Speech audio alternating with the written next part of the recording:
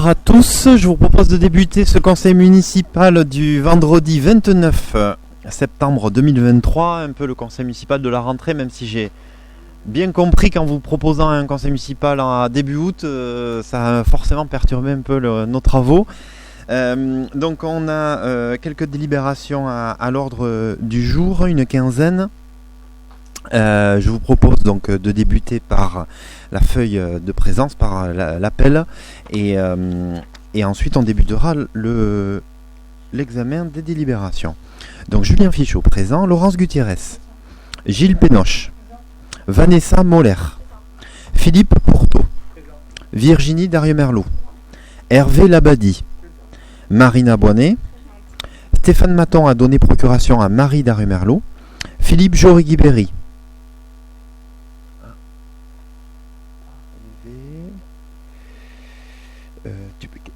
Quelqu'un lui envoie un message?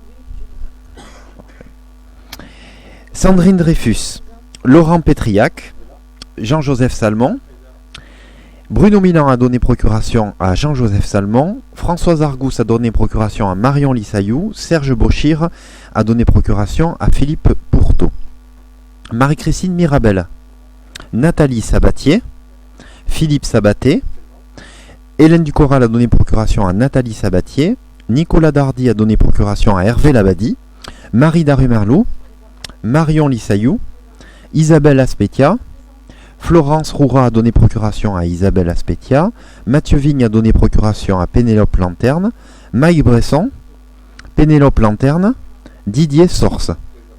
Merci beaucoup. Donc je vous propose de nommer Marion Lissayou en tant que secrétaire pour cette séance. Est-ce qu'il y a des commentaires par rapport au procès-verbal que vous avez reçu, justement le procès-verbal du Conseil de l'été de début août? Non. Est-ce qu'il y a des abstentions, des votes contre? C'est bon, unanimité, je vous remercie. Et donc je vous propose d'attaquer donc l'ordre du jour par tout ce qui concerne les acquisitions patrimoniales, avec donc la première délibération, donc numéro 75, acquisition de parcelles Petiton de Gassanet, mise à conformité, numérotation cadastrale, et c'est Gilles qui va nous expliquer cette démarche. C'est bon. Oui, alors, bon, je pourrais lire la délibération, mais avant de vous l'expliquer, enfin, je pense que vous l'avez vu, c'est en fait les parcelles qui appartiennent à la famille Bigourdan, qui sont entre le lotissement de Petiton Gassanet et puis les lots de l'avenue La Côte d'Argent. Bon, donc il y avait un accord, ça avait été fait avant, un accord entre les consorts Bigourdan pour céder ces parcelles, puisque le lotissement leur appartenait. Après est venue la demande de certains riverains d'avoir une bande le long de leurs parcelles, des riverains de la Côte d'Argent. Bon, il y a Madame Lafargue, il y a Monsieur Capilla, enfin ils étaient 4 ou 5 que nous avions rencontrés pour avoir une bande de 3 à 5 mètres pour pouvoir entretenir leur haie et puis faire voilà. Ce qui pose pas de problème, mais c'était difficile à faire tant que nous n'étions pas propriétaires. Donc là, la délibération va permettre de régulariser. Alors pour la petite histoire, les frères Bigourdan, il y a certainement, il y a Didier Bigourdan, il a fait le lotissement qui va accepter qu'on lui achète pour la modique somme d'€1. Alain Bigourdan pour la somme d'€1, et Yves Bigourdan, qui doit être un peu plus pauvre, nous demande 1 500 €. Voilà. Donc l'essentiel, me semble-t-il, est important, c'est que nous soyons propriétaires, ce qui permettra de relancer la discussion avec les riverains, et puis surtout de pouvoir commencer à travailler aussi sur un lien entre Petiton et de Gassanet, l'avenue de la Côte d'Argent et le centre-ville. Donc je vous rappelle donc que depuis 2019, donc ces parcelles ont fait l'objet d'un changement de numérotation au cadastre, que le notaire chargé d'authentifier les actes de vente ne peut pas le faire en raison de la discordance de numérotation entre la délibération du 16 décembre 2019 et l'état actuel, et donc il convient de mettre en conformité la délibération du 16 décembre avec la numérotation du service du cadastre. Donc après en avoir délibéré, donc on a un article 1 qui rappelle l'acquisition par la commune des parcelles donc de Didier Bigourdan pour 1 euro symbolique, de Alain Bigourdan pour 1 euro symbolique et de Yves Bigourdan pour 1500 euros, sachant que les frais d'acte et les frais de géomètre seront supportés par la commune et que nous autorisons dans l'article 3 Monsieur le maire à signer les différents actes juridiques et administratifs et tout document y afférent. Voilà. Et Monsieur le maire adjoint en charge de l'urbanisme, du logement et de la mobilité sont chargés, chacun en ce qui le concerne, de l'application de la présente délibération qui sera adressée pour l'ampliation au contrôle de légalité préfectorale.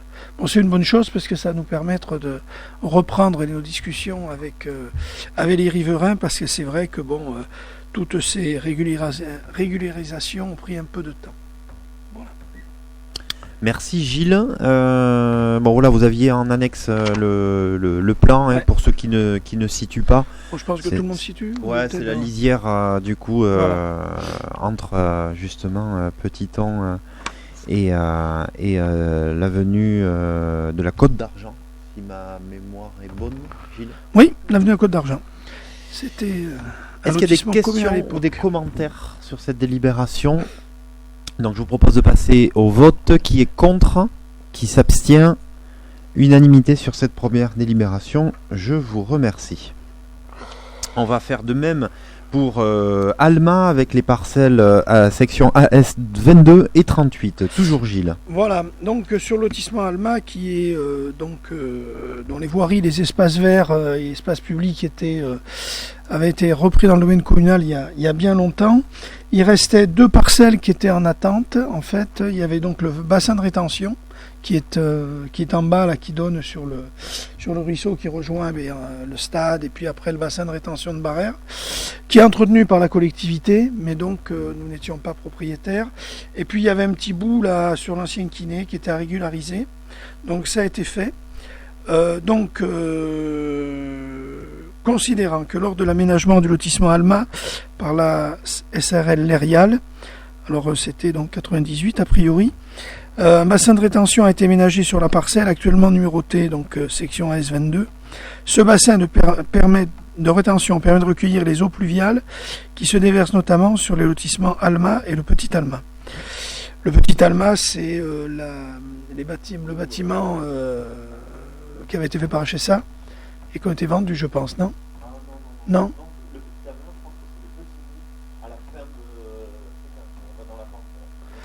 Ouais. Mais je crois que c'était un lotissement. Mais bon. Ouais. D'accord. Ok, très bien.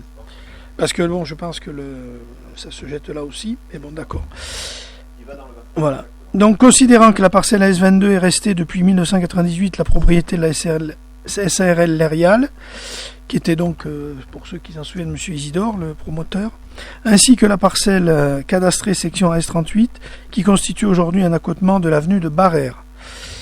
Donc, considérant qu'au terme de l'engagement de rétrocéder à première demande, Madame Janine Isidore, qui a repris l'activité de son mari, puisque donc, elle est veuve aujourd'hui, agissant en qualité de liquidateur de la société SARL Lérial, s'est engagée à vendre à la commune, moyennant le prix symbolique de 1 euro, les parcelles cadastrées section AS 38-32 pour une contenance totale de 1300 m².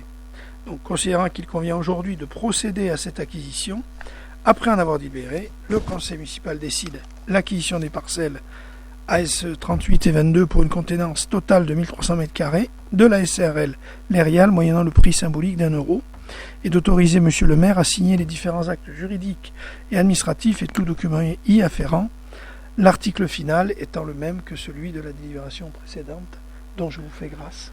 Merci Gilles. À moins que... Non, ça va aller.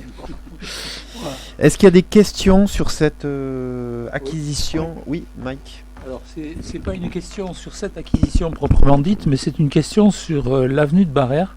En fait, on a vu apparaître il y a quelques semaines des piquets, peut-être un bornage, je ne sais pas, le long de l'avenue de Barère.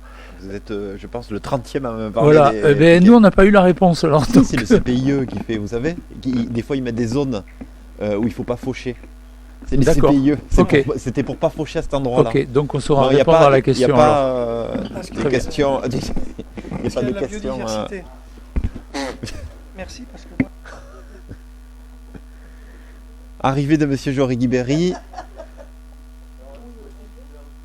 Ah oui, je me doutais que ça devait être ça.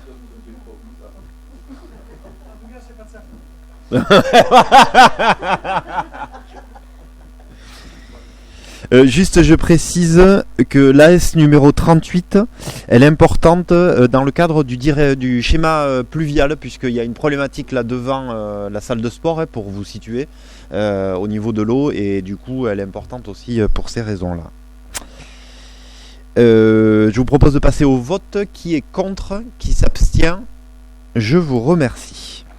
Unanimité donc du conseil municipal. Et on va terminer avec les acquisitions. On va repartir un petit vers le chemin de Grandjean avec le même type d'acquisition, pas au même prix. Et je laisse la parole donc encore une fois à Gilles.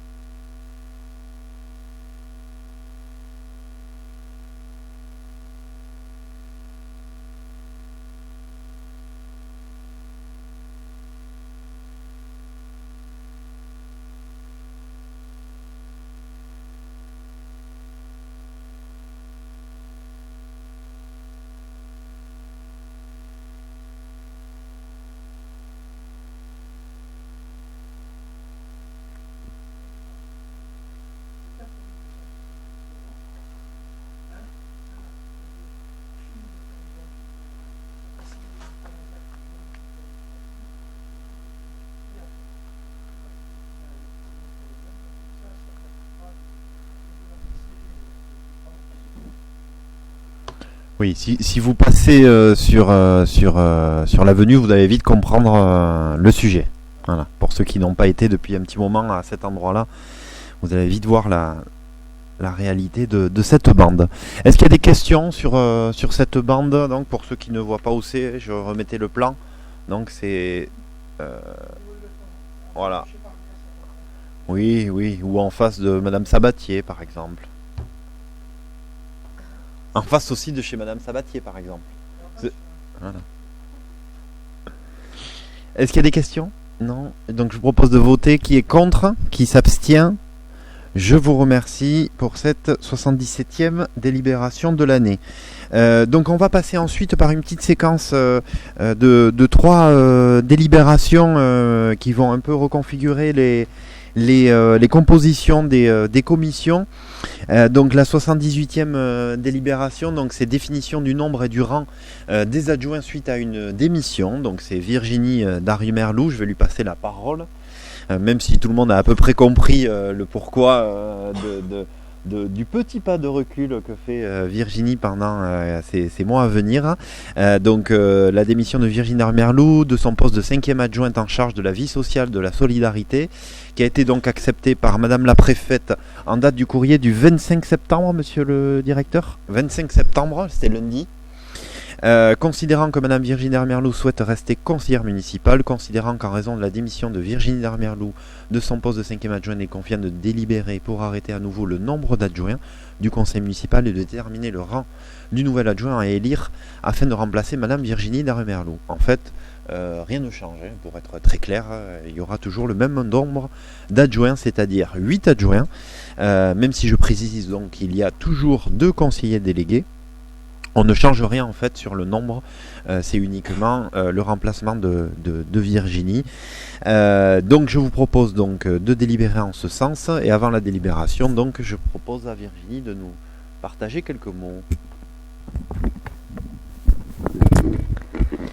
Donc bonsoir à tous. Dans un premier temps, je voulais te remercier, Julien, de la confiance que tu m'avais accordée pour assurer la fonction d'adjointe en charge de la vie sociale et des solidarités. Je voulais remercier l'ensemble de la commission avec qui on a pu pendant 3 ans travailler, échanger, se questionner, voilà, essayer de faire un petit peu avancer les choses. Voilà, aujourd'hui, j'ai décidé de démissionner de cette fonction pour des raisons d'organisation familiale. Avec 2 enfants en bas âge, c'était trop compliqué. J'ai besoin d'être davantage disponible chez moi. Voilà, mais je reste quand même conseillère municipale, hein. Je suis toujours autant attachée à ma commune. Je veux continuer à écouter les Saint-Martinois. Voilà, je veux continuer à m'impliquer, je suis toujours aussi motivée et je veux continuer à faire partie de ce collectif. Voilà. Merci Virginie, mais je compte bien encore te faire travailler, en trouvant l'équilibre, différemment. Est-ce qu'il y a des questions ou des commentaires sur cette délibération? Alors, c'est sur celle-ci qu'on doit... Ah, c'est la suivante, pardon. Donc, est-ce qu'il y a des votes contre? Des abstentions, donc unanimité pour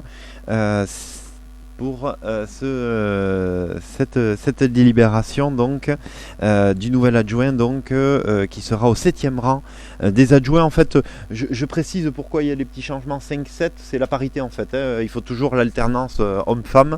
Alors on va être clair, comme ça j'anticipe la prochaine délibération.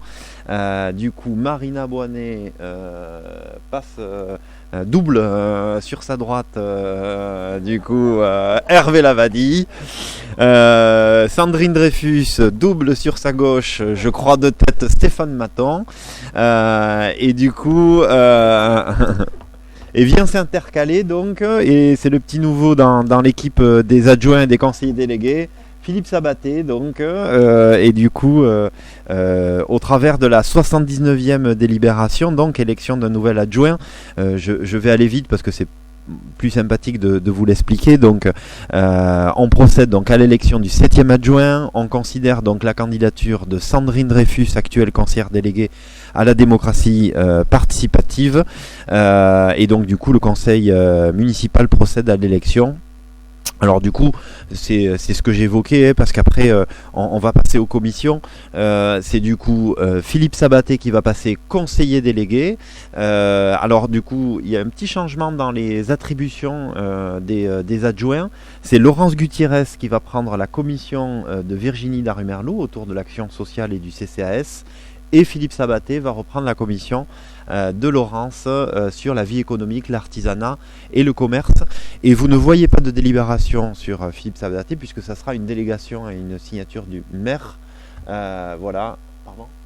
Un arrêté, pardon, oui j'ai dit délégation. Un arrêté du maire donc, et il sera donc conseiller délégué au commerce, à la vie économique et à l'artisanat. Est-ce qu'il y a des candidats déclarés ? Alors, donc 2 candidats, Sandrine Dreyfus et Mike Bresson. Donc, qui vote pour Mike Bresson ? Voilà. Et qui vote pour Sandrine Dreyfus? Parfait. Philippe Joret-Guibéry, tu... Donc maintenant, on peut considérer que l'article 1, Madame Sandrine Dreyfus a été déclarée élue et immédiatement installée.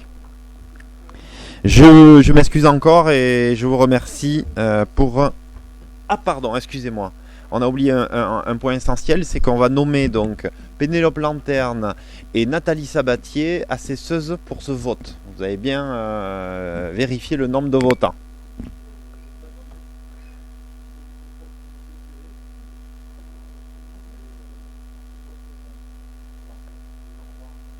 Oui. Parfait. Non. Nathalie, elle va être... parce que Marion, elle est secrétaire. C'est la secrétaire... voilà. Juste, j'explique, parce que Laurence me posait la question, parce que du coup, Mike Bresson, maintenant, il nous met le doute pour tout. Donc, Marion signe parce qu'elle est secrétaire, mais Pénélope et Nathalie signent parce qu'elles sont assesseuses. Voilà. Donc, il y a bien 3 signatures demandées pour le PV, puisque la secrétaire est secrétaire pour toute la séance, et donc, du coup, pour ce vote également.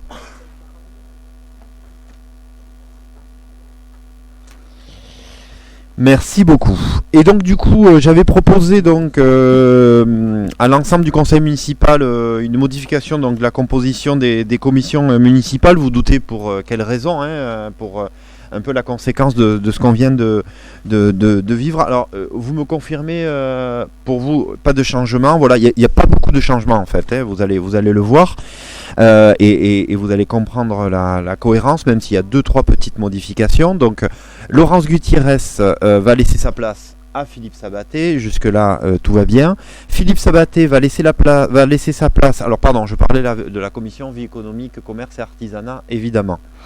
Philippe Sabaté va laisser sa place dans la commission vie associative, sport et festivités, parce qu'autrement il aurait eu 4 commissions, Philippe, donc je veux bien croire qu'il soit disponible, mais quand même. Donc je propose Bruno Milan à la place de Philippe Sabaté. Sur la commission environnement, agriculture, réseau, je propose que Gilles Pénoche laisse sa place à Hervé Labadie. Pour la commission vie sociale, solidarité, c'est Marion Lissayou qui va laisser sa place à Laurence Gutiérrez. Et sur la commission démocratie participative, c'est Hervé Labadie qui va laisser sa place à Marion Lissayou. Voilà pour les changements. Donc vous aurez ces changements dans le PV que vous recevrez dans quelques semaines. Pardon ? Oui, attendez, pardon. Donc, modification de la composition des commissions municipales. Donc, considérant qu'il y a lieu d'adapter la composition des commissions, notamment pour tenir compte des modifications liées aux adjoints, après en avoir délibéré, le conseil municipal décide donc je vous ai cité les modifications. Pour le reste, rien ne change. On a toujours 10 commissions. Toujours avec 7 membres, dont 2 de l'opposition, toujours sur les mêmes thématiques. Il n'y a aucun changement en fait. Vie sociale, solidarité, urbanisme, logement, mobilité, vie associative, sport, festivité, environnement, agriculture, réseau, culture, communication, tourisme, finances personnelles et évaluation de la qualité du service public, démocratie participative, citoyenneté, famille, petite enfance, jeunesse, affaires scolaires, bâtiments, travaux, voirie, sécurité, vie économique, artisanat et commerce.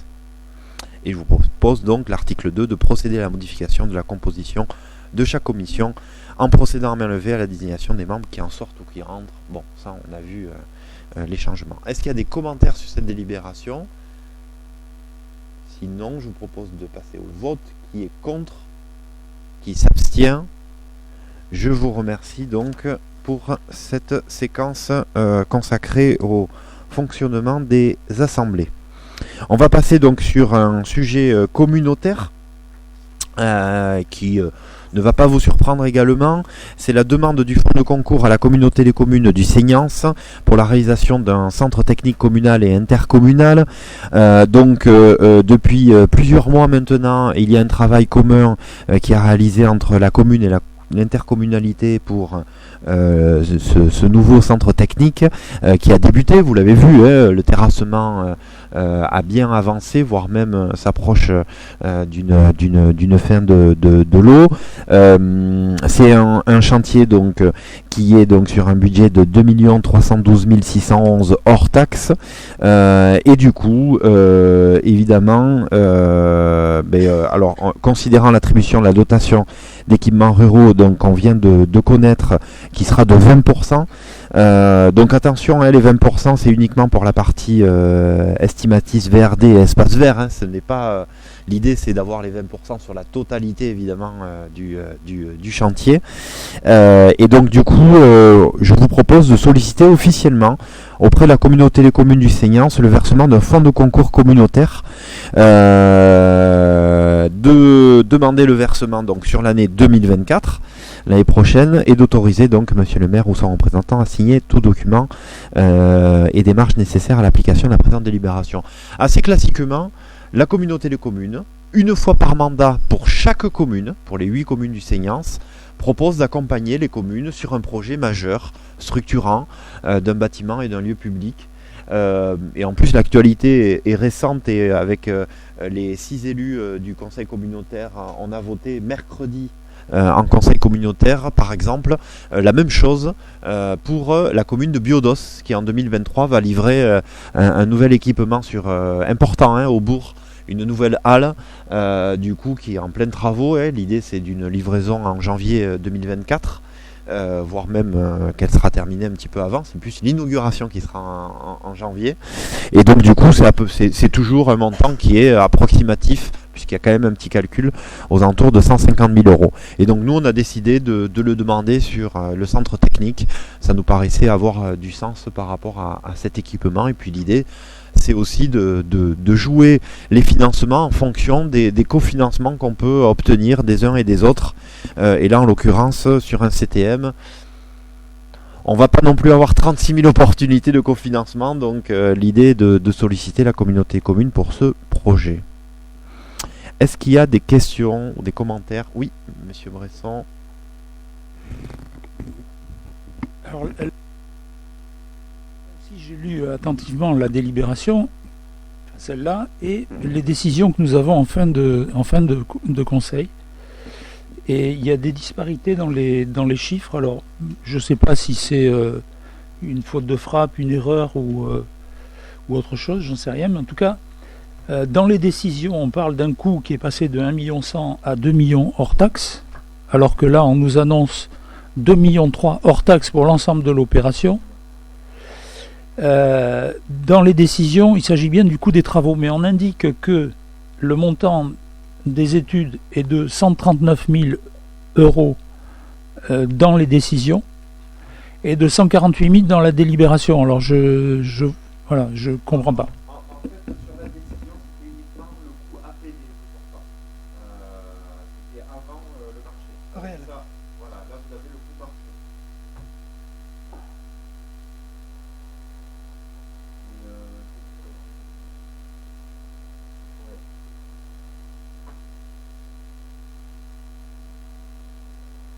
Est-ce que c'est pas le coût 2023? Je sais pas.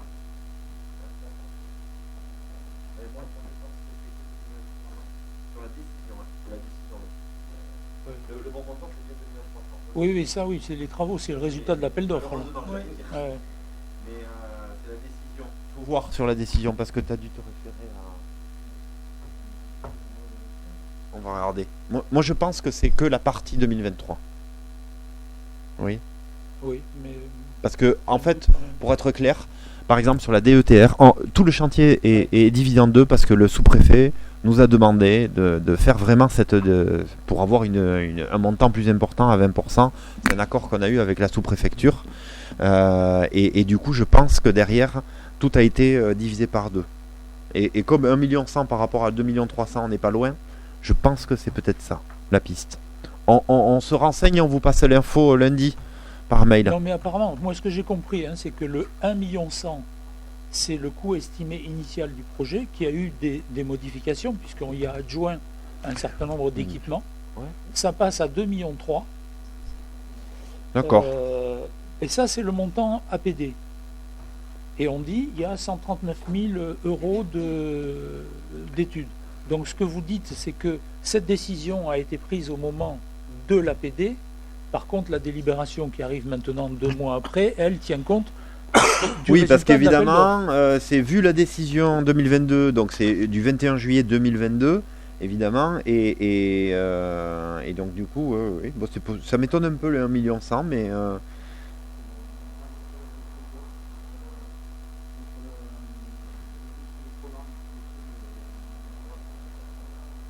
Ouais. Parce que, en fait, moi, ce qui m'étonne, si vous voulez, c'est que quand l'architecte s'engage au niveau de l'APD, il ne peut pas revenir après sur ce montant. Ouais. C'est-à-dire que s'il y a un autre montant, c'est celui qui résulte de l'appel d'offres, et il y a des pénalités qui doivent s'appliquer. Or là, on ne nous dit pas que ce montant de 2,3 millions et quelques, c'est un montant de résultat d'appel d'offres. On nous dit que c'est le montant de l'opération à ce jour. Donc je veux bien que ça ait évolué, mais ça veut dire que l'architecte, selon les conditions du marché, je ne les connais pas, hein, mais aurait normalement à payer des pénalités pour un dépassement de 200 et quelques mille euros. C'est ça que ça veut dire. Oui, mais c'est pas ça c'est sûr.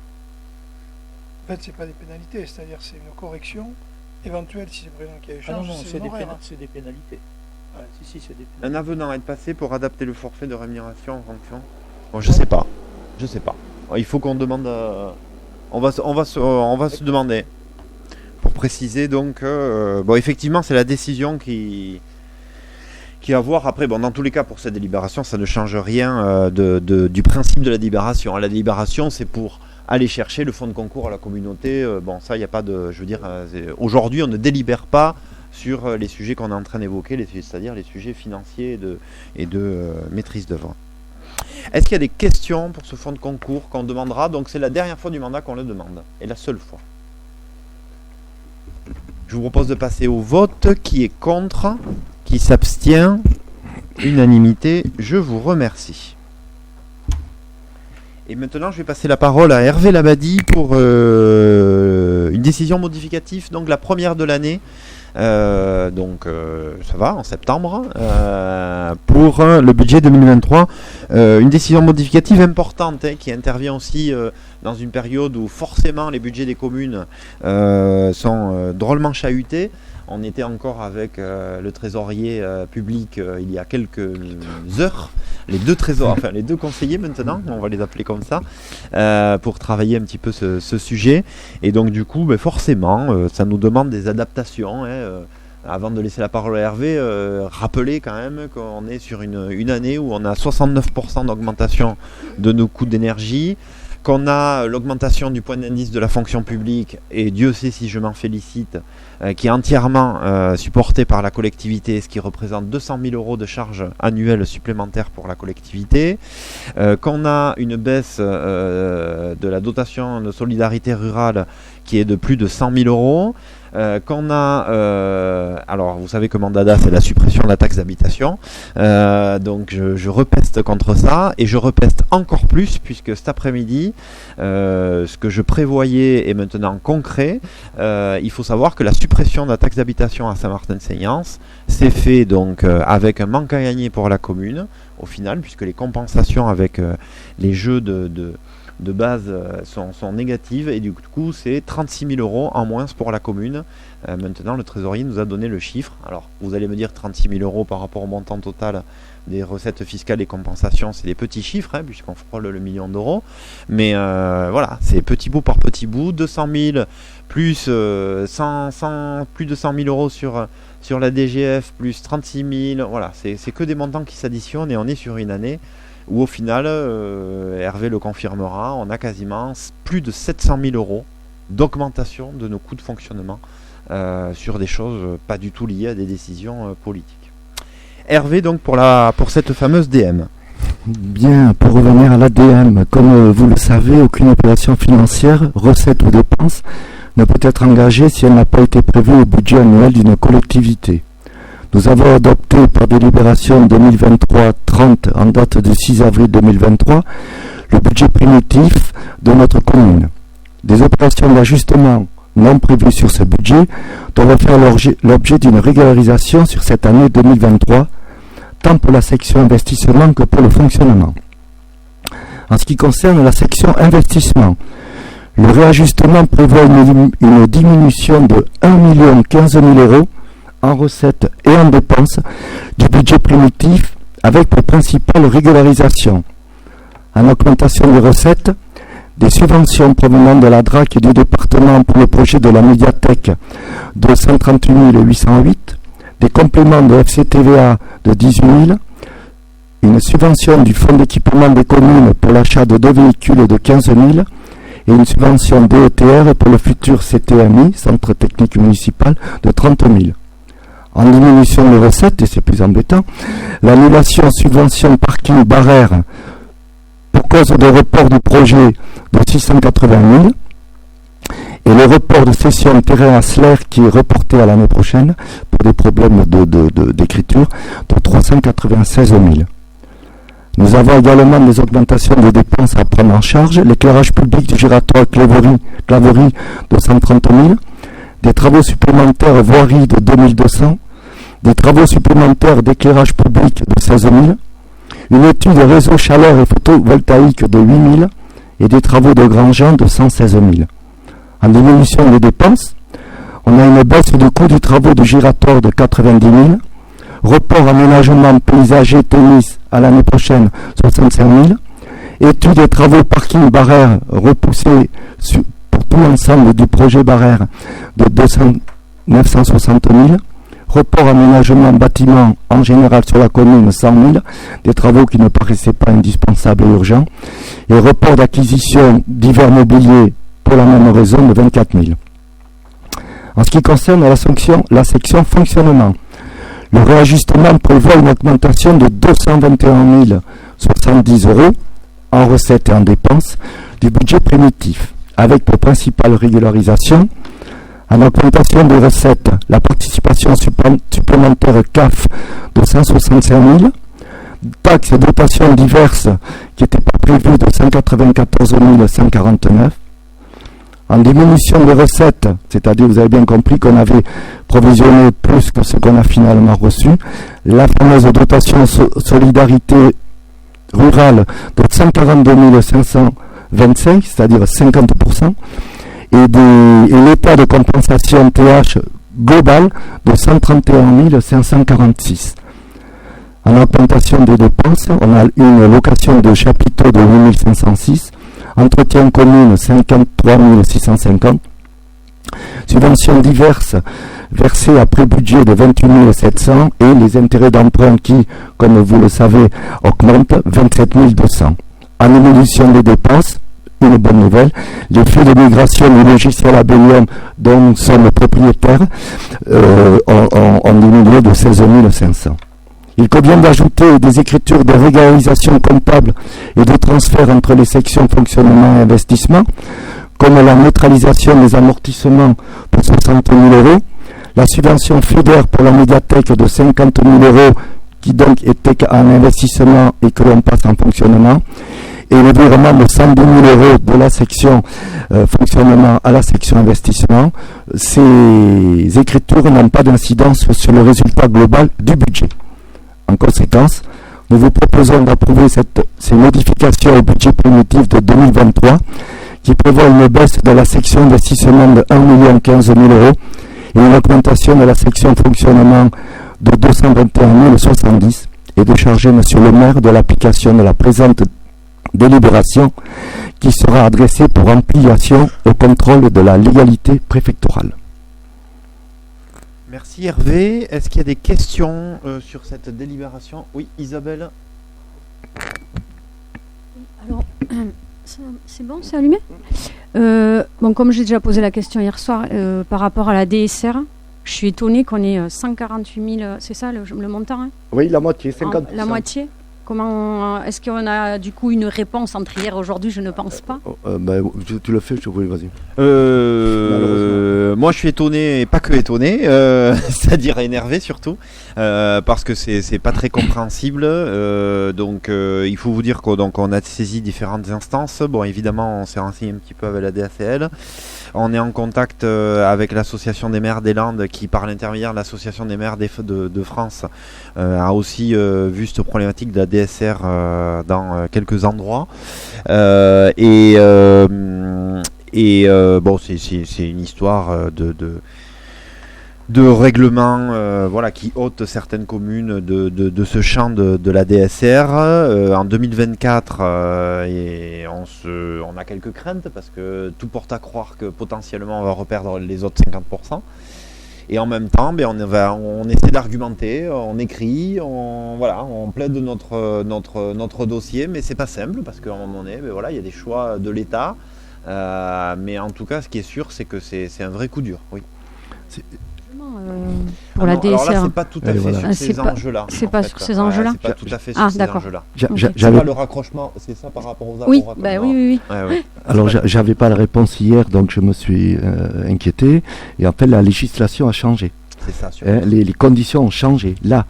Donc du coup, ce qui a pu être fait avant, y compris le recours qui a été positif pour la commune, il ne peut plus être ni même faire l'objet de jurisprudence parce que la loi a changé.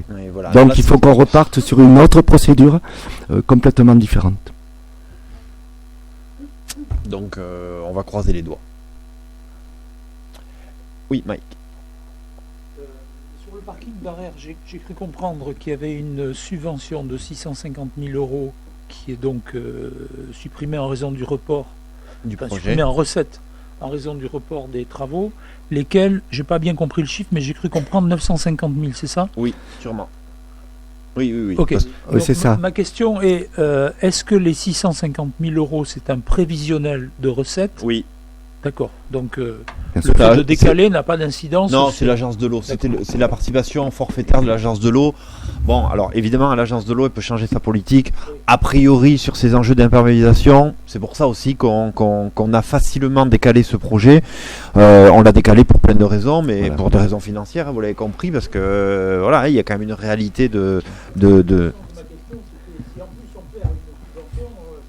Non. Et pour tout vous dire, juste, on a même re-rencontré l'agence de l'eau il y a quelques semaines, je ne me rappelle plus quand exactement, pour repréciser aussi dans un peu, parce qu'on avait demandé quelques subventions pour d'autres projets, ou en prévision en tout cas.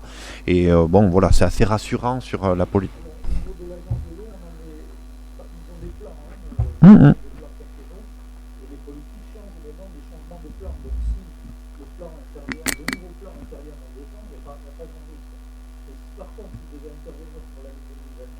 Non. Oui, ça c'est sûr, mais non, non, c'est plutôt positif ces dernières semaines sur les évolutions. Et non, on leur a bien demandé et on est un peu tranquille. Alors moi j'avais en tête même 2025. Jusqu'en 2025, il me semble qu'on est tranquille. C'est ça que il me semble en tête lors de mes derniers échanges. Et Hervé, tu voulais préciser? Oui, non, c'est ça. C'est comme tout le projet est reporté. On annule les recettes et les dépenses, forcément. Mais c'est pas perdu, comme tu dis. Ça sera repris dans le budget 2024 si on décide de le faire. Alors, c'est pour ça qu'on a rencontré l'agence de l'eau. Mais on est confiant. Je vous propose de passer au vote. Qui s'abstient, qui est contre? Unanimité pour cette 82e délibération. On va parler toujours financier, mais avec la fiscalité et un sujet d'actualité, j'allais dire, puisque vous avez vu que de plus en plus de collectivités, de communes ont ce genre de délibération sur leur table. Et donc je passe la parole à Hervé pour la majoration de la cotisation de la taxe d'habitation sur les résidences secondaires et autres locaux meublés non affectés à l'habitation principale due au titre des logements meublés. Hervé. Conformément aux dispositions de l'article 1407 du Code général des impôts, Les conseillers municipaux des communes situées dans le périmètre d'application de la taxe sur les logements vacants prévu à l'article 232 du CGI, Code général des impôts, peuvent majorer d'un pourcentage compris entre 5 et 60% la part communale de la cotisation de taxe d'habitation sur les résidences secondaires et autres locaux meublés non affectés à l'habitation principale due au titre des logements meublés. La commune de Saint-Martin-de-Seignas fait partie des zones dites tendues au terme du décret numéro 2023-822 du 25 août 2023. Vu la demande croissante et la difficulté à trouver un logement, notamment pour des jeunes Saint-Martinois et Saint-Martinoises, nous souhaitons mettre en place ce dispositif afin d'inciter à la remise sur le marché des logements, ces résidences pour élargir l'offre destinée aux habitants permanents. Pour information, plus de centaines de logements sont considérés comme résidences secondaires sur notre commune. Vous vous doutez bien qu'il y a des variations d'une année sur l'autre. Les recettes fiscales issues de cette taxe s'élevant à 127 094 € en 2024. La taxe d'habitation de 2023. Ah, 2023. 2023. Non, 2023. Je parle de cette année. Non, mais t'as dit 2024. Ah, pardon. Je suis trop... Excuse. Et donc, on est bien d'accord, on parle de recettes fiscales de la taxe d'habitation sur les résidences secondaires. Cette prise de décision doit intervenir avant le 1er octobre et consiste à appliquer une majoration de 60% sur les recettes fiscales provenant de la taxe d'habitation sur les résidences secondaires. Elle n'a pas d'incidence ni sur la base, ni sur le taux d'imposition. En conséquence, nous vous proposons de majorer de 60% pour 2023, pour 2024, cette fois-ci, la part communale de la cotisation de taxe d'habitation sur les résidences secondaires et autres locaux meublés non affectés à l'habitation principale due au titre des logements meublés et de charger Monsieur le maire de notifier cette décision aux services préfectoraux. Merci Hervé. Bon, pas trop de surprises, vous entendiez beaucoup évoquer ce sujet, donc moi c'est un geste fort de ce conseil municipal que j'espère sur un sujet qui est de plus en plus angoissant pour tous les acteurs du logement et surtout pour les habitants, c'est-à-dire la pénurie de logements, la pénurie de location, la pénurie de logements accessibles et abordables. Et c'est vrai qu'aujourd'hui les élus du territoire, quels qu'ils soient, qu'on soit en zone tendue ou proche d'une zone tendue, parce que je pense aussi que le découpage administratif de ces zones tendues des fois écarte de cette possibilité certaines communes qui ont de réelles difficultés en matière de logement. Et aujourd'hui, il faut passer des messages forts. Eh bien, l'idée c'est d'en passer un. Alors évidemment, Saint-Martin-de-Seignas n'a pas les mêmes enjeux que des communes côtières ou touristiques, mais ça représente quand même une centaine de logements où, en tout cas moi j'en connais et vous en connaissez sûrement, avec des fois des maisons entièrement vides où il n'y a même pas une semaine de prise dans l'année parce qu'on habite à Paris ou ailleurs. Et voilà, en tout cas l'idée c'est que les gens se questionnent et se disent tiens, pourquoi ne pas la remettre en location? Et c'est finalement l'objet de cette délibération. Est-ce qu'il y a des commentaires ou des questions? Oui, Monsieur Bresson. Qui intéresse moins la commune qu'une interrogation que j'ai sur le texte proprement dit. Qu'est-ce qu'on entend par locaux meublés non affectés à l'habitation principale? Ma question est, est-ce qu'un logement dont le propriétaire décède en cours d'année et donc il n'est plus habité est un logement meublé ou pas? Non. Alors là, alors on a deux mêmes. Voilà, je me doutais que Philippe et Hervé allaient réagir. Je vais laisser Philippe, mais après. Non, mais ça j'en suis sûr. En tout cas, la situation d'un logement, c'est au 1er janvier. Donc au 1er janvier, on décide s'il est principal, secondaire, vacant ou pas vacant. Parce que c'est pas nous qui décidons, c'est pas la commune qui décide s'il est vacant, s'il est. Pas la commune. Mais s'il y a un décès, mettons, au 29 septembre, c'est la situation du 1er janvier. Ah, tout à fait. Le bien n'est pas vacant. Il le sera éventuellement l'année d'après. D'accord, non, mais même s'il c'est-à-dire, est considéré comme local meublé tout logement vacant dans lequel il y a des meubles. C'est pas nécessairement quelque chose qui a été mis sur le parc locatif, qui à un moment donné devient vide de locataires, c'est ça, qui à ce moment-là est imposable. Alors là, c'est un peu la différence entre, on en a parlé hier, entre un local vacant et une résidence secondaire. Une résidence secondaire, c'est une résidence qui est habitable et à disposition des propriétaires et qui l'utilisent ou non. Parce que comme dit Julien, il y en a qui ne le sont pas. Un local vacant, il est nu. Il est nu de meubles. Donc, ce qui fait que c'est pas les mêmes taxes. Et pour information, la commune n'a pas délibéré et ne vote pas de taxes d'habitation pour les locaux vacants. Oui. On ne s'occupe que des résidences secondaires, définies ainsi par le contribuable au centre des impôts. D'accord. Mais Bon, pourrait voter. On pourrait, mais on le fait pas parce que voilà, et en plus, Oui. il y en a pas dans la Oui, base. mais apparemment, Dans ils sont dans taxés. les, pardon, dans C'est la l'état que réponse nous qui a été envoie, donnée. Si, c'est la réponse qui a été donnée. Pardon ? Oui, c'est ça que la réponse qui a été donnée. dans l'état que nous envoie la direction des finances publiques, il n'y a pas de locaux vacants À Saint-Martin. sur Saint-Martin. Oui, non, mais c'était pas ma Non, question. mais Ma pardon, question, non, Oui, c'est- non, mais pourquoi- la question c'était la taxation de ce logement. Mettons, la famille n'a pas donné suite, il sera taxé. Oui, Oui, parce que les héritiers, entre guillemets, ont la jouissance de... C'est ça. oui, ça. voilà, D'accord, il sera taxé. ok. Voilà. Ok. Et après, Puisque meublé, concernant la jouissance, donc il est taxé. d'accord. Mais l'année Et d'après. alors après, Oui, oui, Il est en vente aussi. Oui, oui, oui. c'est différent. oui. Après ma question concerne les logements partiellement loués, les Airbnb ou les fermes, je ne sais quoi. Enfin, il y en a beaucoup aussi, je pense, sur la commune. Peut-être pas des Airbnb, mais en tout cas des maisons d'accueil. Il y en a qui peuvent arrêter leur activité. Est-ce qu'à ce moment-là, c'est considéré et comment fait-on pour savoir la surface correspondante qui est affectée à cet usage? Ah ben, après, on parle quoi de la taxe d'habitation là c'est quoi le, La je ne comprends pas la majoration, question. c'est-à-dire là, La majoration, c'est sur le montant. On a un immeuble, une Non, mais- maison, dans laquelle il y a, mettons, 3 chambres qui sont passées à un Non, Airbnb. mais c'est- Je pense que c'est pas comme ça qu'il faut prendre le problème. Attends, Non, mais attends, je vais te dire, tu vas voir, c'est simple. La résidence, là, le bien, soit c'est la résidence principale du c'est propriétaire et il met en location l'été, il n'y a pas de taxe d'habitation. C'est parce que c'est pas une résidence secondaire. Non, mais c'est un En fait, logis- une c'est un- résidence secondaire ne peut pas être.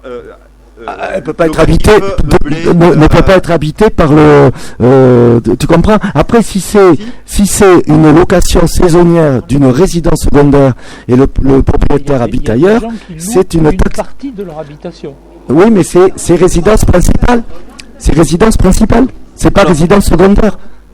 Alors, On parle de la taxe d'habitation. Hein. Oui, oui, donc voilà. C'est la résidence principale. c'est que pour les résidences principales ou locales. Est-ce qu'il y a des cas Alors, de taxes?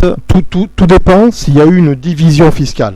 Si le logement il a été divisé en 2 appartements, là il y a 2 biens. Oui, Si c'est à l'intérieur du même bien, là il n'y a pas de sujet. d'accord.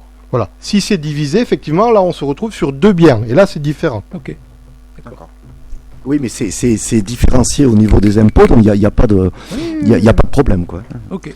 Bon, mais c'est intéressant tous ces sujets, on le voit bien, puis j'espère bien que dans les mois à venir, on aura même peut-être plus de marge de manœuvre. Hein, vous le savez qu'il y a des attentes au niveau de la législation sur certains sujets. Donc, Peut-être je une précision, pense si que... on est, peut-être une précision. Oui, Hervé. Une précision importante quand même, parce que vous connaissez le système des impôts fonciers, il y a une base et un taux. Et le taux est voté par la commune. Et quand le législateur a fait la réforme des impôts fonciers, il a supprimé la taxe d'habitation pour ne laisser que la secondaire. Mais il a introduit une limitation pour les communes pour augmenter le taux d'imposition. C'est-à-dire on ne peut pas toucher, contrairement à les années précédentes quand il y avait plusieurs impôts. Non mais c'est important de savoir parce qu'on aurait pu aussi jouer sur le taux, mais on ne peut pas augmenter le taux d'imposition à la taxe d'habitation des résidences secondaires si on ne touche pas, si on ne réévalue pas La taxe le foncière. taux d'imposition à la taxe foncière.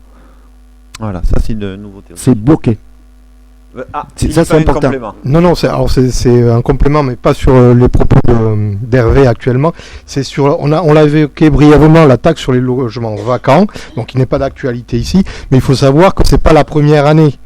Le logement ne va pas être taxé la première année de la vacance. Ce n'est qu'après. Oui. Ah, donc c'est pas une taxation immédiate. Voilà. D'accord. Si tant est qu'un jour elle s'applique, c'est pas la première année.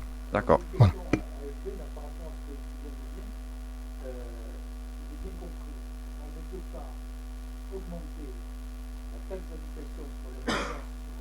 Oui. Tout à fait. C'est ça, le taux de la taxe foncière. Tout à fait. Ah, non, il n'a pas jamais. été augmenté, Non. ils n'ont pas bougé. Les taux n'ont pas bougé. Ah non, non, Ah, non, non, non, non, non. J'explique. Là, on fait que la majoration. Non, là, On change pas le taux, en fait. C'est Là- simplement qu'on fait une majoration. Non, non, Il n'y a mais- aucun taux qui ne bouge. Je fais un peu de... Mais c'est très important, mais- ça, parce que autrement, vous le savez en ce moment, avec l'évolution de la fiscalité, il y a beaucoup de personnes qui pensent que certaines communes, alors en plus, le contexte fait qu'il y a pas mal de communes qui ont augmenté leur taux, mais là, on est bien d'accord qu'à Saint-Martin-Seignance, les taux n'ont pas bougé. Aucun. Mais je le précise parce qu'on en a parlé hier en commission, c'est vrai qu'on s'est dit pourquoi on ne touche pas le taux de la taxe d'habitation secondaire, parce qu'on ne peut pas. Voilà. Parce qu'on a la volonté de ne pas augmenter les taux de taxe foncière. Voilà. Je vous remercie pour tous ces échanges. Est-ce que je vous propose de passer au vote? Qui est contre? Qui s'abstient? Unanimité sur cette délibération importante. Je vous cache pas que pour moi, c'était même l'une des plus importantes de la soirée. Majoration plus anecdotique. Oui, c'est pas les mêmes montants.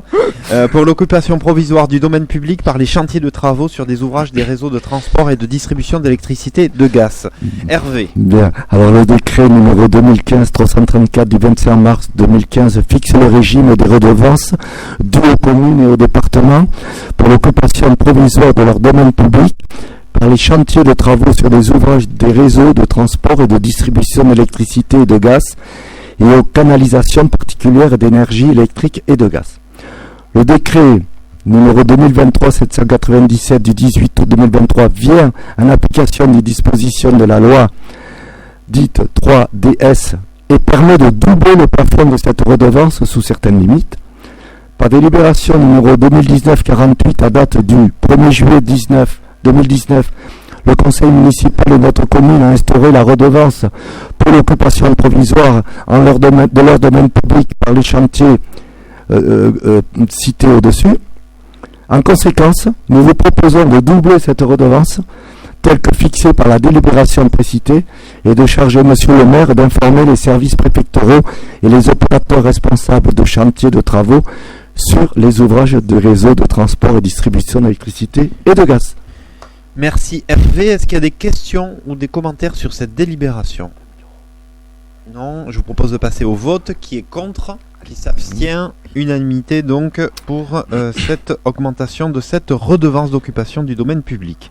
Délibération 85, les créances éteintes pour effacement de dettes et créances admises en non-valeur sur le budget principal. Hervé. Et après j'arrête. Cette délibération annule et remplace la délibération numéro 2023-71 votée en conseil municipal du 4 août 2023 qui, suite à un problème de report, ne comportait pas les bons chiffres. C'est donc à la demande de Monsieur le Trésorier principal, suite à la constatation d'un état des non-valeurs pour des titres de redevance en matière d'assainissement et taxes de modernisation des réseaux, de crèches, cantines et services périscolaires et extrascolaires, et divers impayés sur le budget principal, et pour lesquels plus aucun recours n'est possible, nous devons constater une perte de créance pour un montant de 9 500,31 €. Cette créance se décompose en deux catégories. En créance éteinte pour la somme de 216,97 €, elle concerne les dossiers de surendettement et décision d'effacement de dette. Et en créance admise en non-valeur pour la somme de 9 283,34 € pour le dossier de poursuite sans effet, autorisation de poursuite refusée, reste à recouvrer inférieur au seuil de poursuite, NPAI et demande de renseignement négative. En conséquence, nous vous proposons de retirer la délibération numéro 2023-71 votée en conseil municipal du 4 août 2023, d'admettre les créances des dossiers de surendettement et décision effacement de dette en créance éteinte pour un montant de 216,97 € en inscrivant à l'article 6542, et les autres créances suspensionnées en créances admises en non-valeur pour un montant de 9 283,34 € à l'article 6541, et de charger Monsieur le maire de l'application de la présente délibération qui sera adressée pour ampliation au contrôle de légalité préfectorale. Merci Hervé. Bon, peut-être pas. C'est étalé sur cette délibération. Vous avez vu, c'est juste une petite correction de montant par rapport à notre dernière délibération. Qui est contre?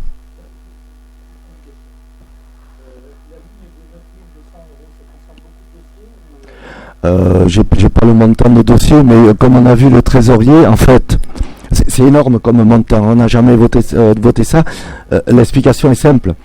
Comme tout le monde le sait, il y a un déménagement de la trésorerie de Saint-Martin à Tyros, et clairement, ils ont nettoyé tous les dossiers. Voilà. Donc, ça remonte à... Voilà. Alors, on n'a pas le montant, mais c'est exceptionnel dans le montant parce que c'est l'assainissement complet.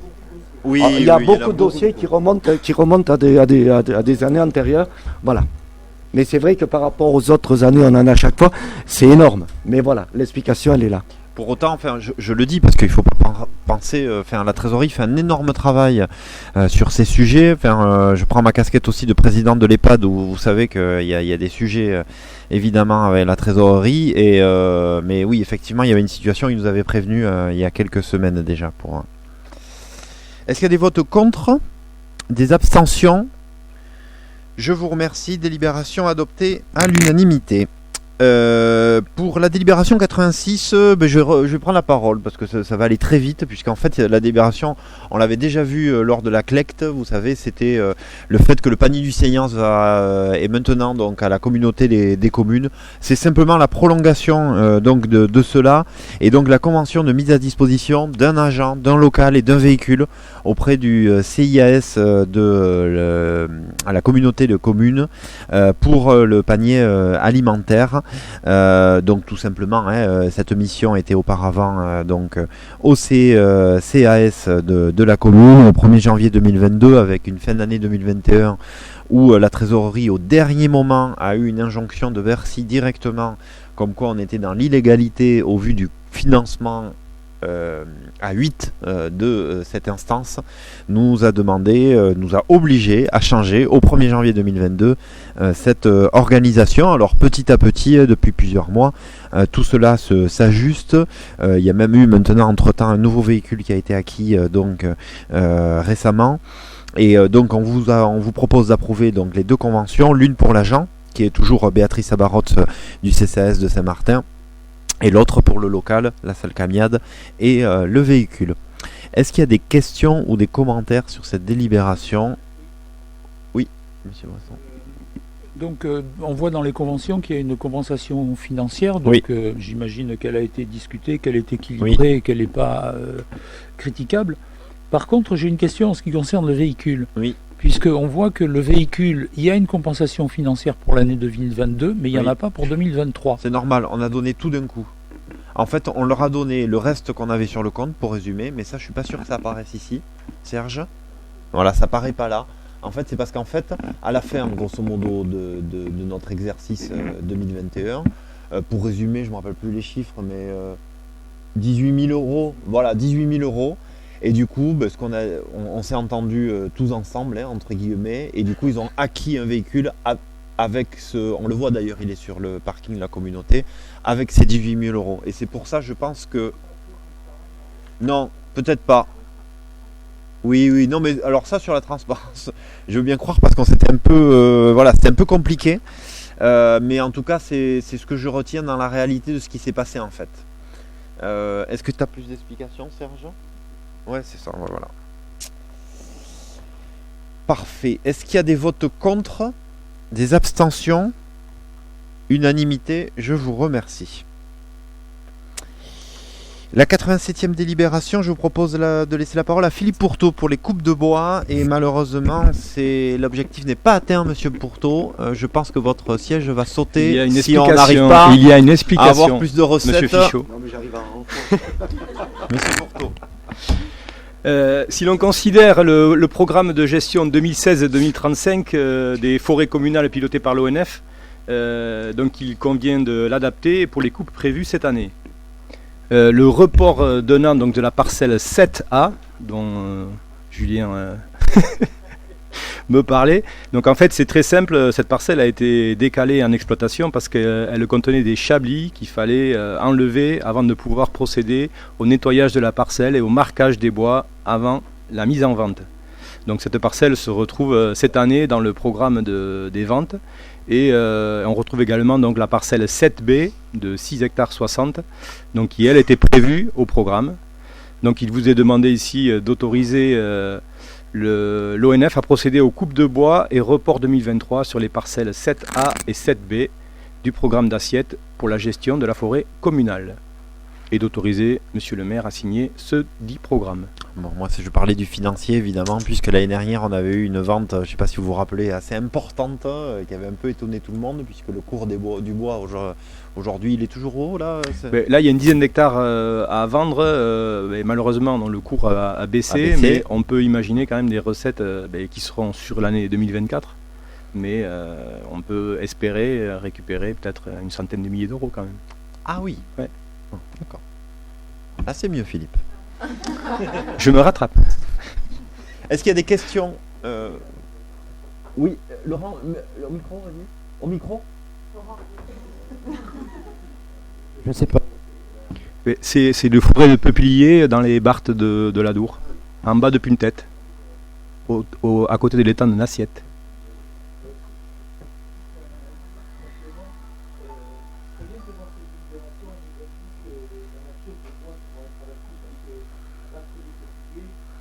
C'est pas pareil que... Oui.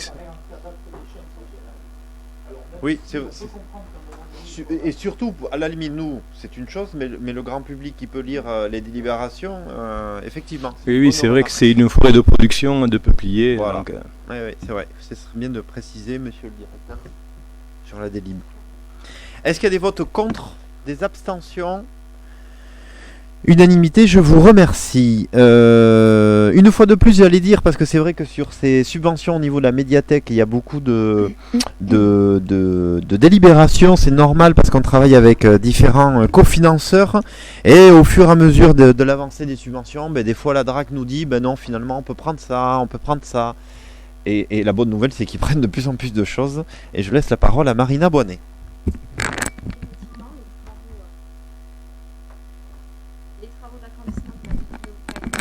En médiathèque suivent leur cours. Le chantier avance bien. Nous avons déjà délibéré sur son estimation financière, sur le plan de financement prévisionnel et sur l'attribution de certains lots du marché public de travaux. Ce soir, nous devons nous prononcer sur les futurs besoins de la structure en matière de matériel informatique, de mobilier et de fonctionnement général. Alors, les besoins informatiques et bureautiques sont évidemment, vous en doutez, conséquents. Les postes de travail, informatique de l'espace adolescent, les jeux vidéo, informatique espace adulte, console, accessoires, projection, équipement réseau pour tout le bâtiment, photocopieur, pour ne citer que. Les devis de fournisseurs proposent un montant prévisionnel et estimatif, ainsi que des possibilités d'aide existantes. Il nous faut approuver les besoins prévisionnels estimés en matière d'informatique et bureautique pour la future médiathèque, soit un montant de 36 223,34 € hors taxe. D'autoriser Monsieur le maire à solliciter tous les financements nécessaires à l'achat de matériel informatique et bureautique, afin de réduire au maximum le coût total et de minimiser l'investissement de la collectivité, notamment auprès de la DRAC, Direction régionale aux affaires culturelles, pour la dotation générale de décentralisation pour les bibliothèques, à hauteur de 50% du coût global hors taxe, soit 18 111,67 €. Du Conseil régional de Nouvelle-Aquitaine pour l'aide à l'investissement pour la création, extension et réhabilitation de bibliothèques et médiathèques, à hauteur de 20% du coût global hors taxe, soit 7 244,67 €, et de la Caisse d'allocation familiale des Landes pour les dépenses liées à la seule partie ludothèque, soit 7 550,81 €, à hauteur de 25% de ce montant, soit 5,21% du coût global hors taxe, soit 1 888,20 €. La commune assurera sur fonds propres le reliquat des achats à hauteur de 24,79 %, soit 8 978,80 € et préfinancera le montant de la TVA sur ces achats. Évidemment, le montant des aides sollicitées pourra évoluer en fonction de l'évolution du projet, des devis, des réponses des financeurs, sans pouvoir toutefois dépasser le seuil de 80% de financement public sur cette opération. Merci Marina. Merci Marina. Est-ce qu'il y a des questions ou des commentaires sur cette délibération? Le chantier se passe bien, comme disait Marina, hein, vous l'avez vu en passant devant. On aura le toit terminé dans quelques semaines. Donc que ça continue comme cela. Est-ce qu'il y a des votes contre? Des abstentions? Unanimité donc pour aller chercher ces aides pour la future médiathèque. La 89e délibération, c'est la convention d'accueil de bénévoles en tant que collaborateurs occasionnels du service public. Je laisse la parole à Sandrine Dreyfus, l'adjointe à la démocratie participative, à la citoyenneté, à la parentalité. À vous. Merci, monsieur le maire. En proposant aux habitants intéressés de participer bénévolement à des missions de service public et d'intérêt général telles que les chantiers citoyens, l'aide au fonctionnement de la bibliothèque, l'accompagnement de nos enfants aux traversées piétonnes, aux entrées d'école sur les lignes scolaires pédestres du Carapate, nous renforçons la participation citoyenne, mais il est nécessaire d'y mettre un cadre. Il vous est proposé d'approuver la convention d'accueil du bénévole en tant que collaborateur occasionnel du service public, convention fixant le cadre général de la mission ainsi que les engagements et responsabilités des parties, ceci étant indispensable notamment pour des questions d'assurance. J'ai fait un résumé. Ne justifie pas, Sandrine. C'est très bien. Donc, bon, vous l'avez compris, c'est assez simple, c'est-à-dire que, en fait, on s'est aperçu au gré de l'avancée de ces sujets de démocratie participative. Par exemple, Sandrine l'a évoqué, le chantier citoyen, le Carapate. Voilà, on a des fois des bénévoles qui interviennent finalement en parallèle d'une mission de service public. Et tout simplement, vous doutez bien, on a contacté nos assurances. Et en fait, voilà, comme ça, on peut mettre un cadre aussi un peu, on va dire, protecteur pour ces intervenants. Et la bonne nouvelle, et ça va vous plaire, c'est que c'est en plus sans un centime de plus. Voilà, donc ils seront assurés sans majoration cette fois-ci de la cotisation d'assurance. Du coup, est-ce qu'il y a des questions ou des commentaires sur cette délibération ? Je vous propose de passer au vote. Qui est contre? Qui s'abstient? 5 délibérations. Je peux vous demander une explication de vote? Je suis curieux.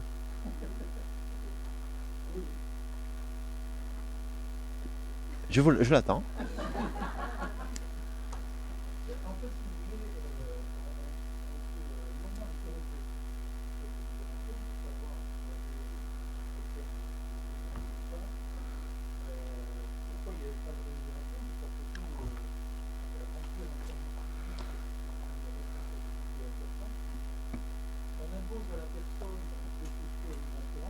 Non. Mais non. Mais non. Non. Non. Où c'est écrit?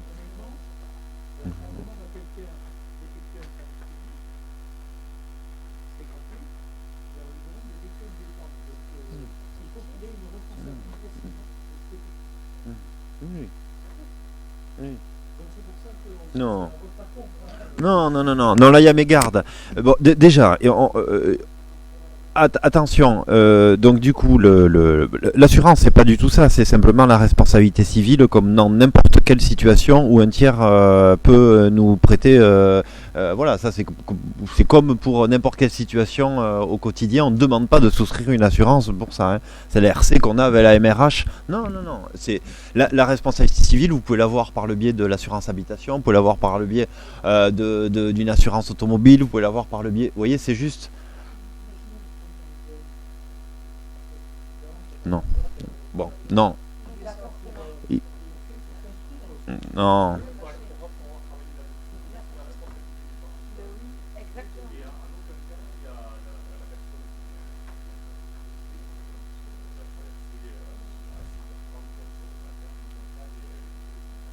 Non. Voilà. Ah non, oui, je peux vous dire que ça, on l'a bien regardé. Et attention, juste, c'est pas une mission, c'est pas des agents municipaux là. Hein. Attention, hein. C'est c'est s'adresser. Enfin, moi, c'est pour ça que ça m'étonnait un peu votre vote, parce que là, l'idée, c'est d'aller chercher les citoyens et de leur dire, venez avec nous, entre guillemets, pour participer. C'est comme quand, pour tout vous dire, le cadre qui peut être également, on l'a vu avec le Conseil des Sages. Le Conseil des Sages est en train de travailler un beau projet sur le fleurissement de certains lotissements et espaces. Mais par exemple, si voilà, il y a des habitants qui viennent aider à bêcher un terrain. Il y a, entre guillemets, un coup de bêche ou comme ça, et bien ils seront protégés. Enfin, vous voyez, au contraire, c'est même pallier. Je vais vous donner un cas qui existe depuis plus de 20 ans dans la collectivité. Il y a des bénévoles qui viennent toutes les semaines, tous les jours, à la médiathèque. Est-ce qu'ils étaient assurés, monsieur Bresson? Rien. Il n'y avait rien. Et bien voilà. Et bien là, on met un cadre. Donc j'avoue que je me permets de vous dire que votre vote est un peu curieux.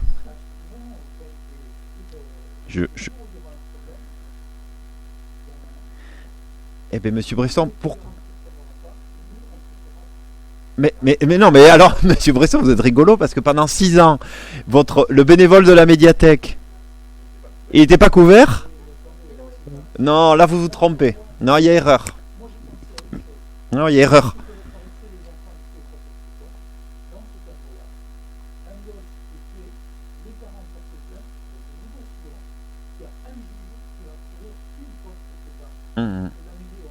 Bon, en tout cas, ce qui est sûr, c'est que cette délibération, elle était là pour renforcer le cadre que va donner la collectivité. Donc ça m'étonne un peu que ça va même dans le sens que vous dites, c'est-à-dire qu'on renforce la protection aux citoyens qui interviennent, que ça soit de manière directe ou indirecte. Donc non, vous êtes un peu à côté du sujet là. Et encore une fois, je le dis, depuis 20 ans dans cette collectivité, il y avait une douzaine de bénévoles qui venaient chaque semaine dans un lieu public manipuler des ordinateurs qui appartiennent à la collectivité. On les mettait en face du public. Il aurait pu avoir, de la même manière que vous évoquez une problématique sur la circulation routière, il aurait pu tout à fait y avoir une problématique avec une agression ou autre. Eh bien, il n'y a personne qui était protégé. Là, ils sont protégés. Voilà. Qui leur tombe dessus. Donc voilà. Donc après ces explications.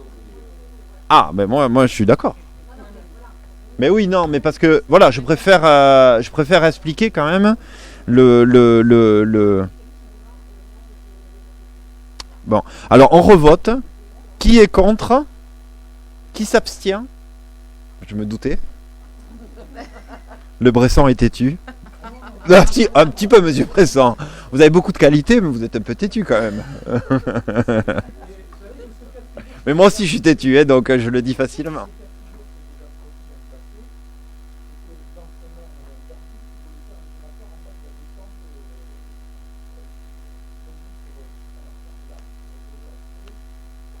À Bagatelle.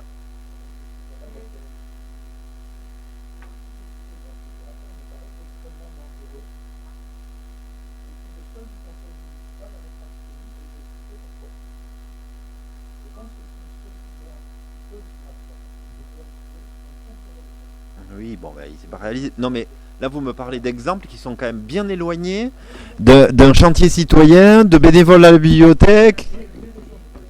Très bien. Il n'y a pas de problème. Je vous remercie. Et la dernière délibération, donc, subvention exceptionnelle au Secours populaire français pour aider les populations suite au tremblement de terre au Maroc et aux inondations en Libye. Donc vous avez tous suivi malheureusement ces images de début septembre, que ce soit au Maroc le 8 et 9 septembre ou du coup en Libye finalement 2 jours après, qui a entraîné donc des milliers de personnes donc vers malheureusement la mort. Je rappelle que finalement on est toujours sur, notamment en Libye, sur environ 10 000 disparus, puisque les secours ne sont pas du tout déployés de la même manière en Libye ou au Maroc, qui avait quand même un temps d'avance au Maroc localement sur l'organisation. Et donc du coup je vous propose Comme on l'avait fait préalablement dans d'autres situations, je trouve que c'est important qu'on installe ces habitudes au niveau du conseil municipal, de faire aussi un petit geste pour la détresse de ces populations et avoir toujours ce repère international au niveau de la solidarité. Et donc je vous propose une aide exceptionnelle donc de 2 fois 500 €, 500 € pour le Maroc, 500 € pour la Libye, donc via le Secours populaire français. Pourquoi le Secours populaire français? J'en profite puisque j'ai lu un article donc dans Le Monde là il y a quelques jours. Il faut savoir aussi que donc on a 2 problématiques totalement différentes entre le Maroc et la Libye, et notamment pour le Maroc, on a eu quelques initiatives humanitaires qui au final ont déstabilisé un peu les initiatives construites dans ce pays, et du coup je pense que de passer, on a pris quelques renseignements avec le Secours populaire qui est souvent un partenaire fiable dans ce genre de situation, qui travaille avec des secours locaux, voilà. Et c'est un peu la différence par rapport à d'autres organismes. Donc voilà, donc je vous propose d'accorder une aide exceptionnelle donc de 500 € pour le tremblement de terre et les sinistrés donc au Maroc, et une aide exceptionnelle de 500 € pour les inondations et la tempête Daniel, si mes souvenirs sont bons, en Libye. Et de préciser que ces dépenses seront prélevées au budget primitif 2023. Est-ce qu'il y a des commentaires ou des questions sur cette délibération? Donc je vous propose de voter qui est contre, qui s'abstient, qui est pour. Voilà, sur des délibérations comme celle-ci, on montre notre volonté d'accompagner ces populations fragilisées. Merci. Donc alors je vais pas trop m'étaler sur la décision du coup 2023 08. Donc vous avez bien compris qu'on va préciser les choses. On vous envoie un mail lundi. C'était lié à la maîtrise d'œuvre donc du CTM, ça c'est certain. C'était lié donc vous avez bien compris sur la modification donc du programme, donc avec un APD donc à 2 millions € hors taxe, soit un taux définitif de 6,80%, portant le forfait définitif de rémunération à 136 000 € hors taxe et 3 000 € de SSI. Donc on vous précise les termes de cette décision, et notamment ces coûts prévisionnels à 1 100 000 et la discussion qu'on avait avec Mike Bresson. Vous avez eu également le rapport d'activité 2022 de la communauté des communes du Seignan, ce que nous avons également évoqué en conseil communautaire ce mercredi. 2 informations, comme je le disais à certains d'entre vous, vous avez reçu un mail pour une formation autour de la fresque du climat. Je vous incite, il nous manque encore des réponses, que ce soit de la minorité ou de la majorité.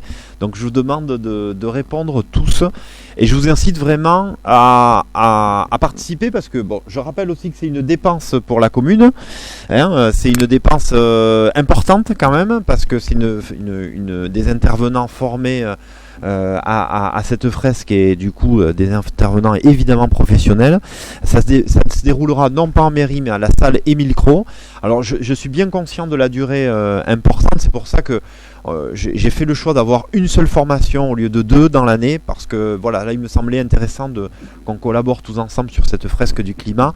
Et donc c'est 18h 21h, mais par contre on prévoira une petite collation salée pour que vous rentriez dans vos foyers en ayant le ventre plein, et que vous puissiez voilà, au moins être attentif jusqu'au bout.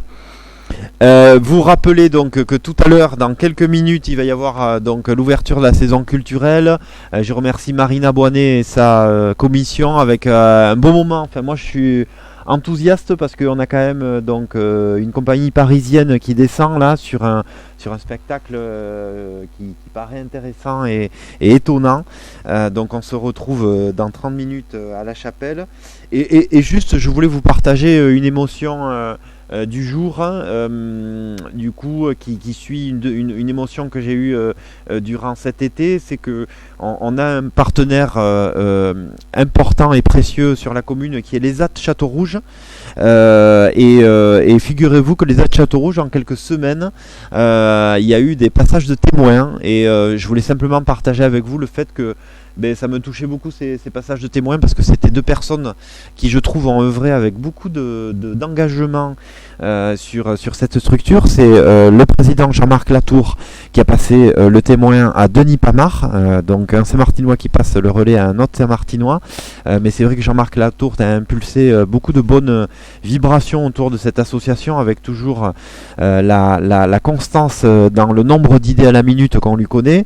Et le deuxième départ, c'est Jean-François Etchevest. Aujourd'hui, ce midi, donc on a partagé un petit moment avec le conseil d'administration dont je fais partie. Et voilà, je voulais vous dire que la commune perdait deux personnes très moteurs pour la vie sociale de la commune. Mais j'ai pleinement confiance. Jean-François Etchevest, il part à la retraite, j'ai oublié de le préciser. J'ai pleinement confiance en Anaïs, donc, qui va prendre la suite de Jean-François. Anaïs fait déjà partie de l'ESAT et Anaïs Cordero. Et voilà, j'ai pleinement confiance en Denis et Anaïs pour mener la barque de ce bel établissement. Bonne soirée et on se retrouve début novembre pour le prochain conseil municipal. Merci à tous.